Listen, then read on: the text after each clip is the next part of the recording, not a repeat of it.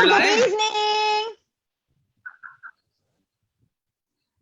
Yes, we are. You are on gallery view. Okay. Okay, that's awesome. Hi, guys. Hi, guys. First of all, I'm so sorry na medyo late po kami. Alam kong one year, 1 hour, 1 year talaga. 1 hour late. It's been really crazy. Yeah. Not really 1 hour, 30 minutes lang naman. Masyado naman nating inaano yung internet connection natin. 30 minutes lang. Sorry. Please bear with us for technical difficulties. But sorry, please bear with us because we've been having technical difficulties. Why am I repeating, you know? Wait, I think because it's because you probably have your what do you call this one, live streaming window open on your browser, so you can just mute that. Mute it. Yeah. What should I mute? The what one should I in mute? the Facebook browser. Your browser, on your Facebook and all that. But yeah, I think we're live. I can see us. I can see Okay. myself. Social media. So weird. Okay. Okay.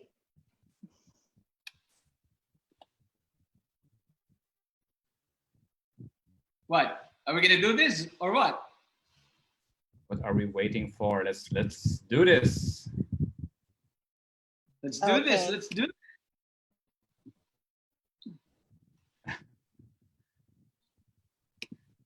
Planet Earth to Ariane.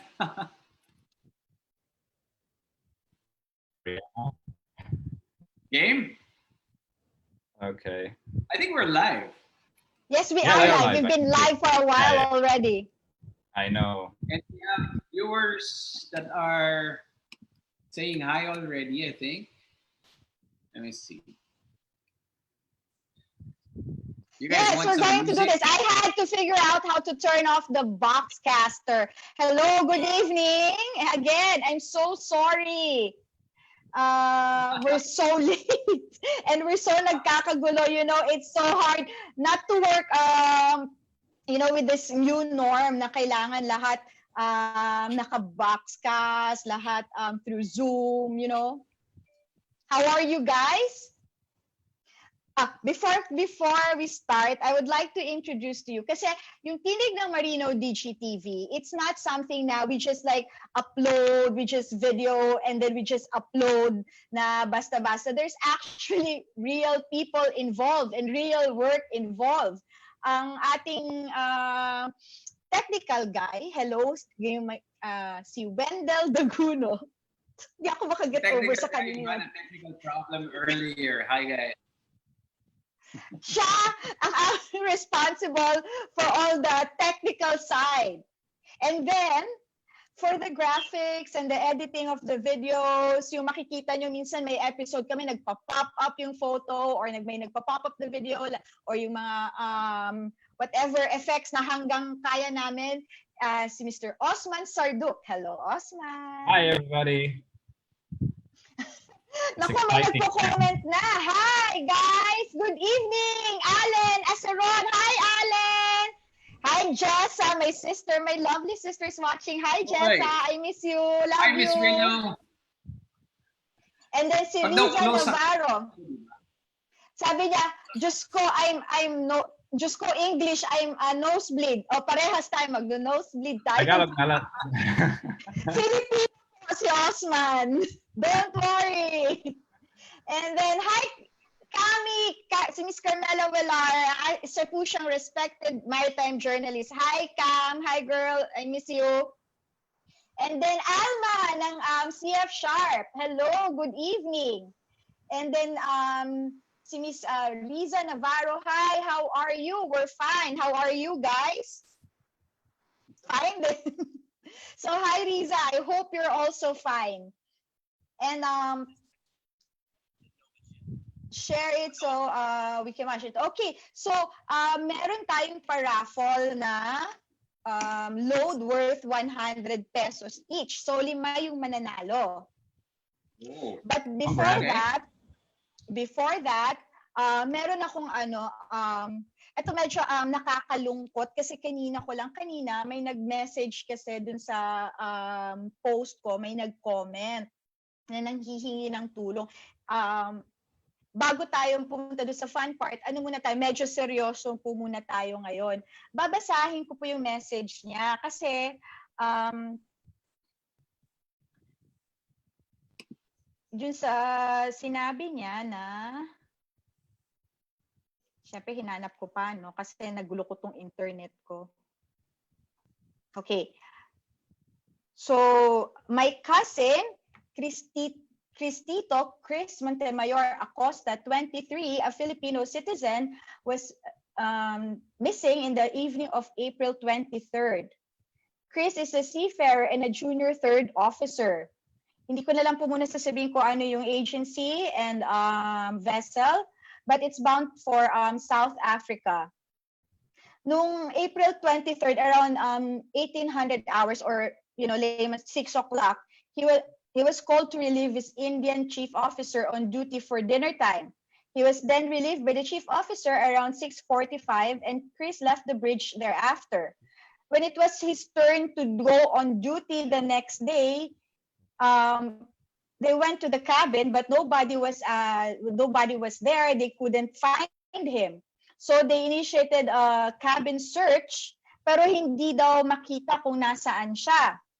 So may extensive search and rescue naman na effort na led by the USCG involving multiple vessels and a helicopter support and guided by other maritime bodies and authorities. The SAR was seized after 3 days and Chris is still missing.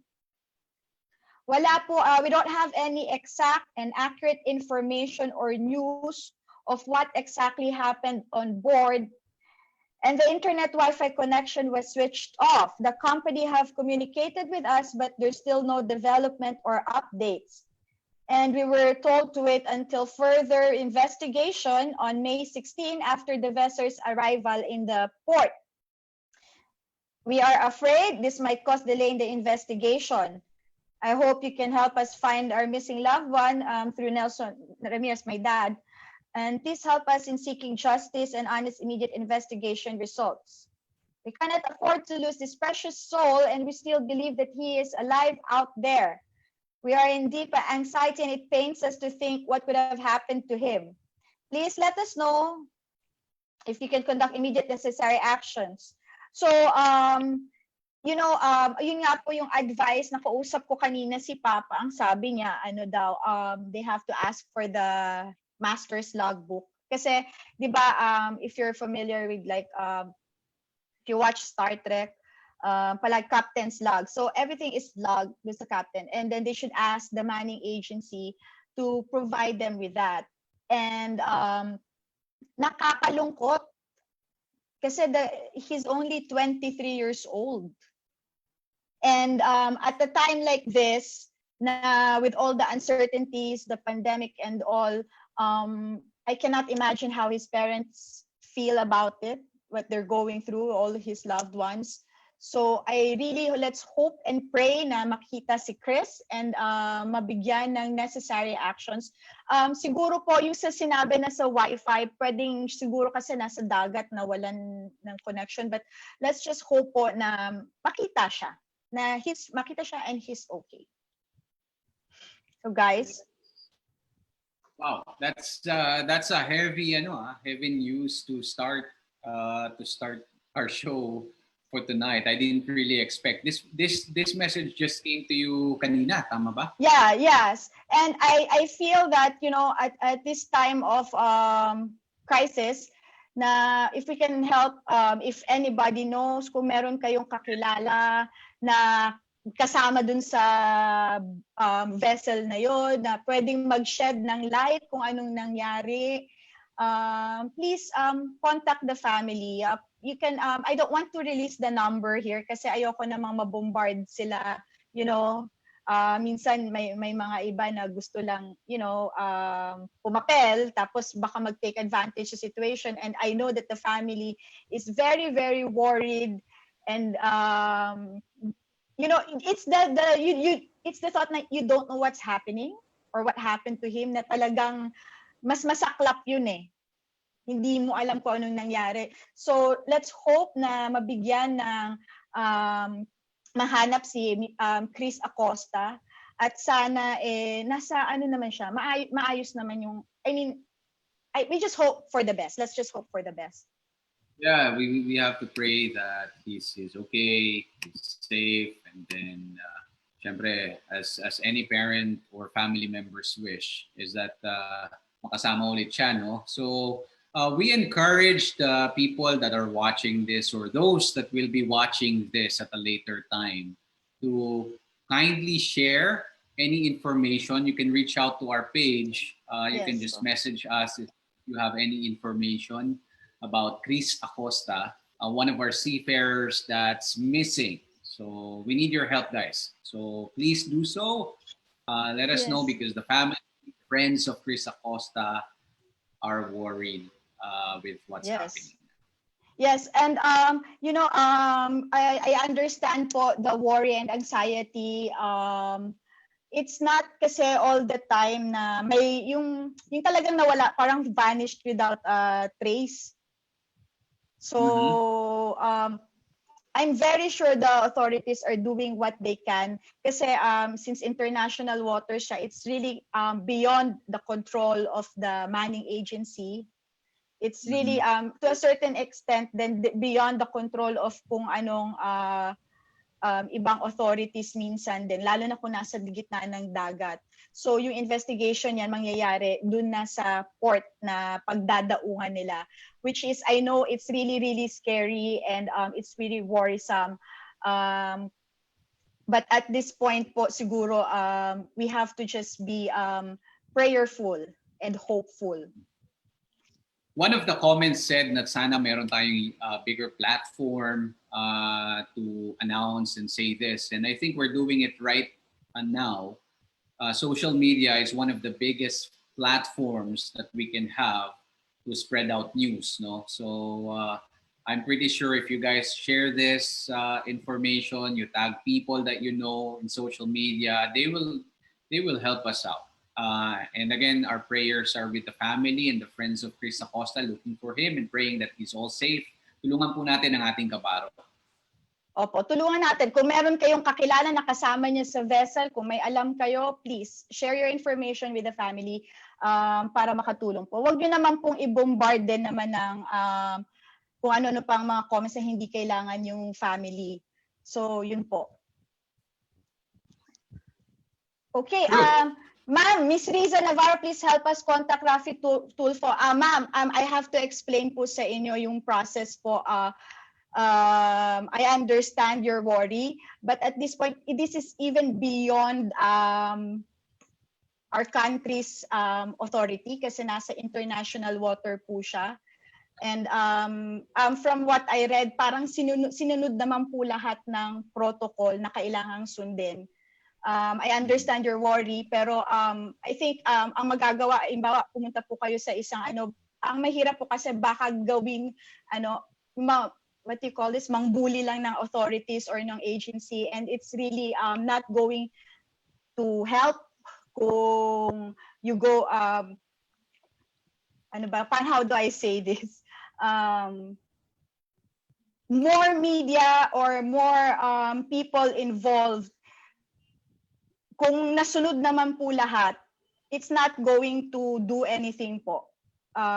So right now po, ang magagawa natin is to really hope for the best. Kasi nandiyo siya, you have to understand po, yung dagat malawak na malawak, and 3 days na po, sinabi po meron namang Coast Guard, may helicopter patrol.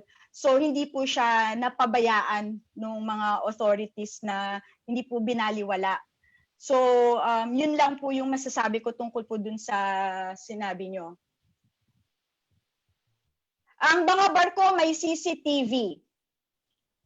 Karamihan po ng barko, I'm not sure sa lahat, pero alam ko po, karamihan ng barko may CCTV. Meron po yan sa kasi they have to take care of the they have to take care then of the safety of the people. Okay po. So sorry for that, and I hope na mahanap po si Mr. Chris Acosta. Okay, guys. Let's move forward. Yes, Okay. I'm so sorry na medyo heavy yung ating intro. Well, this show is really start this, no? But we understand that cases like this, yung mga kabaro natin talaga nagre-reach out sa atin because well, we don't want to limit. At the end of the day, we don't want to limit our page and our support to our seafarers within the show lang naman. And I think that's what we have to make our viewers understand, that we are here continuously to help our seafarers, no? This is an advocacy, so feel free po to message our page and let us know if there are things that you want us to say out loud through this platform. So having said that, let's move on. yes,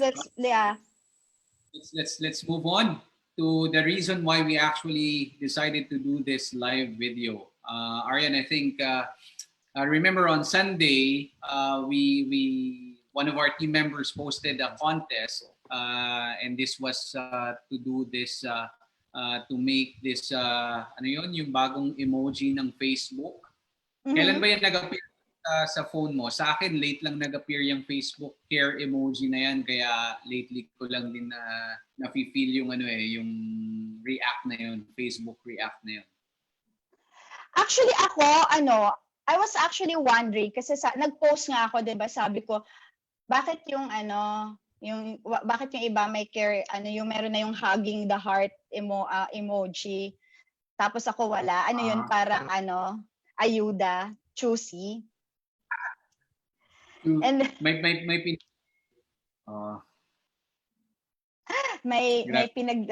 hugot joke. Madam, okay. So Wendell, paano ba yung system natin para sa draw ng ating so yung instructions? Pakiulit naman, Wens, yung instructions. Okay, di ba nag-post tayo, sabi natin tayong mga marinero ay mga tunay na bayani ng bagong henerasyon. Yun yung post natin. Nung Sunday yun, nung Sunday. And then we instructed people to actually to tag a marinero that they know, whether a dad, a mom, a brother, a sister, or a friend na kakilala nila na seafarer, no? And then of course, use Facebook React emoji to the post, no? Doon sa mismong post natin. So what we're gonna be doing is we will be picking 5 winners from those people who follow those instructions, no? From those who tag their friends, their family members na seafarers, and then at the same time those that did a Facebook care emoji react doon sa mismong post natin. And so have the list. Tag and care. Yes. Yeah. So we have the list of their and then we will draw them live. And may nag-comment, si Rafi Ayeng, sabi niya iba daw yung FB react na emoji na nakuha niya. Kasi yung sa kanya yata, hindi natin pwedeng i-announce kung marami na kasi. Rafi, PG-13 tayo, activated na tayo, general patronage tayo, ha? Oo, hindi tayo pwede sa ganon. So paano ba to? Do you want to draw it and then you share your screen to everyone? I think I can share my screen para they can see the names that we have the list of the names here. Let me see. Makikita ba pag ako yung nag-share ng screen ko? I think makikita kasi we're using the same feed lang naman. Let me see. I'll share my screen and then I have the list of the names of the people that followed the instructions. Again, they reacted this Facebook care react sa post natin, and then also tag a seafarer family member or a friend within the duration between Sunday to Wednesday. So Yes, 5 people yung So dapat ano activity. talaga, follow the direction. Yes. So anytime that we post a contest or a challenge, no, sa challenge dun sa page, guys, follow our instructions because that's how you're gonna be winning. Osman, my man, you're like very quiet there. We have people. I'm just that listening to are the instructions so I can join. So, just so everyone knows, Osman is Single. Osman single. What's that? single and ready to mingle. Okay, nag-start na yung screen share. Okay, I'm sharing my screen and I have the list of the names here. Can we see it on our Facebook feed? To those that are watching right now, can you just say a thumbs up on your comments kung nakikita nyo or not? No, they cannot see it. Wala pang nagre-react. Wala pa. I just want to make sure. Ulit natin. Go into it. Baka mamaya may makita silang iba eh. Okay. I have the names. Maybe Okay, I ito should be gagawin the natin. one to share it. Yeah. We will be the one using. We will be using wheelofnames.com. It's a platform online, and what we're gonna be doing is I'll be pasting the names of those that qualified. So yan lahat sila. Oh, wow. No? Pipiliin natin 5. Tama ba 5 yung pipiliin natin dito? Oo, 5, 5. Arian? 5. Okay, so sa mga naman, what are the winners gonna be doing? Pagka nakapili tayo ng 5 pangalan dito, ano gagawin nila, Arian? So, yung 5 na madudraw natin, ayan, lumalabas na siya ngayon. Okay. Yung Wheel of Fortune. Wheel of Names. So, lumalabas na siya ngayon. Yung mga mananalo should PM us unless you're single like Osman and you want to have new chatmates or textmates or phone pal. So, PM us your number para po mabigay yung load ninyo. Okay, ready? Alright. Ay, Wendell, ano ba yan? Lumalabas pati. This will be fun. Yes. Okay, let's do it. Okay. So let's pick the first winner of the 100 peso load. And I'm gonna be picking it now. Tan tanan tanan. Dun, dun, dun, dun, dun. Wala ba tayong drum roll? Roll. And the winner is Marie Agustin Dalagit. Okay. Si Miss Right. Marie Agustin Dalagit. Message nyo lang po yung page namin for your